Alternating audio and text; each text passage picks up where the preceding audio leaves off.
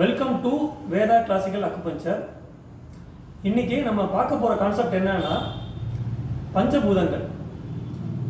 Acupuncture மருத்துவமே பஞ்சபூதங்கள் அப்படிங்கிற அந்த கான்செப்டை அடிப்படையாக வச்சு தான் இயங்குது. பஞ்சபூத தத்துவம், இந்த பஞ்சபூத தத்துவம் இல்லை அப்படின்னா அக்குபஞ்சர் மருத்துவத்தினால முழுமையாக செயல்பட முடியாது. அக்குபஞ்சர் மருத்துவம் மட்டும் இல்லாமல் உலகத்தில் இருக்கிற பல வைத்திய முறைகள், ஃபார் எக்ஸாம்பிள் சித்த மருத்துவம், ஆயுர்வேதம், யுனானி, இந்த மாதிரி பரவலான நிறைய மெடிக்கல் சிஸ்டம்ஸ்லாம் பார்த்தீங்கன்னா ஏதோ ஒரு வகையில் பஞ்சபூதம் அப்படிங்கிற அந்த கான்செப்டை அடிப்படையாக வச்சு தான் இயங்குது. ஆனால் இதில் இருக்கிற சிக்கல் என்னன்னா, ஒரு மெயினான ஒரு பிரச்சனை, பஞ்சபூதங்கள் அப்படிங்கிற வார்த்தையை நீங்கள் சொல்லும்போதே மெஜாரிட்டி ஆஃப் த பீப்புள், பெரும்பான்மையான மக்கள் என்ன நினைக்கிறாங்கன்னா, இது ஒரு மூட நம்பிக்கை, சூடோ சயின்ஸ் அப்படின்னு கூட சில பேர் நினைக்கிறாங்க. சூடோ சயின்ஸ்னால் அறிவியல் மாதிரி தெரியுது, பட் இது ஒரு பொய்யான அறிவியல் அப்படின்னு கூட சில பேர் நினைக்கிறாங்க. முட்டாள்தனமான ஒரு பிலீஃப் அப்படின்னு கூட சில பேர் நினைக்க சான்ஸ் இருக்குது. அதுக்கு ஒரு முக்கியமான காரணம்னு நான் என்ன நினைக்கிறேன்னா, அந்த பூதங்கள்னு ஒரு வார்த்தை இருக்குது. அதில் அந்த பூதங்கிற வார்த்தையை பார்த்தோன்னே ஒருவேளை பேய் பிசாஸ் அப்படின்னு எது நினச்சிடறாங்களே, நம்ம அமானுஷ்யமான அறிவியலுக்கு முரண்பாடான ஏதோ ஒரு ஒரு தகவலை சொல்கிறாங்களோ அப்படிங்கிற மாதிரி அந்த பூதங்கிற வார்த்தை இருக்கிறதுனால அப்படி நினைக்கிறாங்கன்னு நான் ஃபீல் பண்ணுறேன். ஆனால் அப்படி தேவையில்லை, அப்படி நினைக்க தேவையில்லை, அது உண்மையும் இல்லை. அந்த பூதங்கிற வார்த்தை என்னன்னா, அது ஒரு பழமையான ஒரு தமிழ் வார்த்தை. அது சமஸ்கிருத ஒரு வார்த்தையாக கூட இருக்கலாம்.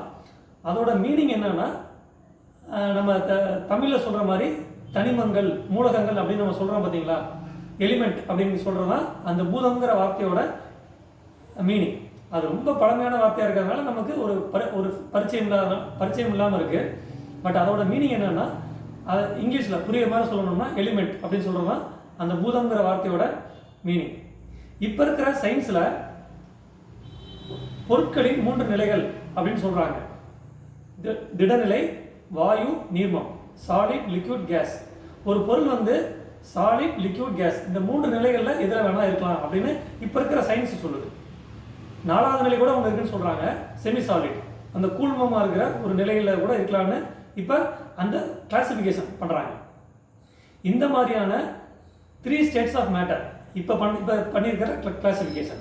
இது மாதிரி முற்காலத்தில் பண்ணப்பட்ட கிளாசிஃபிகேஷன் தான் இந்த பஞ்சபூதங்கள். இப்போ சயின்டிஸ்ட்டுன்னு சொல்கிறோம், விஞ்ஞானிகள் சொல்கிறோம், ஆராய்ச்சியாளர்கள், இந்த மாதிரி வார்த்தைகளை நம்ம யூஸ் பண்ணுறோம். ஆனால் முற்காலத்தில் இந்த வார்த்தைகள்லாம் இருந்திருக்காது. முற்காலத்தில் அந்த சயின்டிஸ்ட் யார் இருந்திருப்பாங்கன்னா சித்தர்கள் தான் இருந்திருப்பாங்க, அவங்க தான் ஆராய்ச்சியாளர்கள். அப்போ அந்த வார்த்தை இல்லை, அவ்வளோதான் வித்தியாசம்.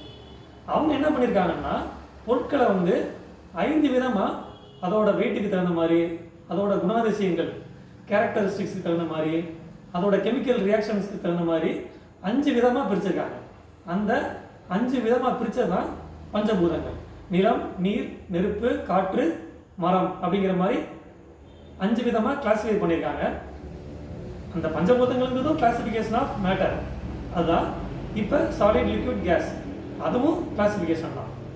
ஸோ பஞ்சபூதங்கள்ங்கிறது அந்த வார்த்தையை நீங்கள் மூட நம்பிக்கையினோ அல்லது ஒரு பொய்யனோ நீங்கள் நினைக்க வேண்டிய அவசியம் இல்லை. அது ஒரு சயின்ஸ் தான் பஞ்சபூதங்கள்ங்கிறது. ஸோ பஞ்சபூதங்களை அடிப்படையாக வச்சுக்கிட்டு இயங்கிக்கிட்டு இருக்கிற அக்குபஞ்சர் சிகிச்சை முறையும் சந்தேகமே இல்லாமல் ஒரு அறிவியல் முறை தான். தேங்க்யூ.